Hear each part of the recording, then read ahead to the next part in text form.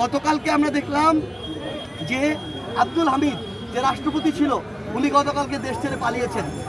তিনি পালিয়েছেন না, তাকে পালাতে দেয়া হয়েছে। 9 মাস পরে উনি কিভাবে দেশ ছেড়ে যায়? আওয়ামী লীগের যে কয়েকজন সুবিধাভোগী বাংলাদেশে ছিল তার মধ্যে অন্যতম তিনি। রাষ্ট্রপতি হিসেবে রাষ্ট্রের সর্বোচ্চ সুযোগ সুবিধা তিনি সবসময় পেয়েছেন।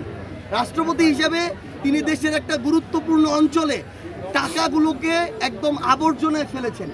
তিনি ওই কিশোরগঞ্জ মিঠামই নষ্টগ্রামে ওই যে রাস্তাটা হাইওয়ে, এই রাস্তা করে পুরো জেলার পুরো দেশের সামগ্রিক যে বায়োডাইভার্সিটি এটাকে তিনি নষ্ট করেছেন।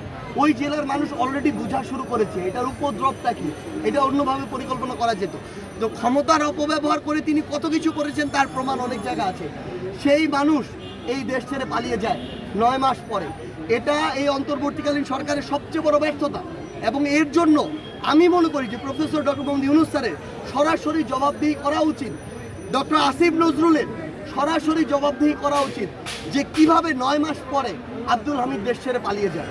সো এই কাজগুলো করার পরে, এই মৌলিক সংস্কারগুলো করার পরে যদি ডিসেম্বরে নির্বাচন দিতে পারে ডিসেম্বরে, যদি মার্চে দিতে পারে মার্চে, জুনে দিতে পারলে জুনে, আমাদের এই সময়সীমা নিয়ে আপত্তি নেই।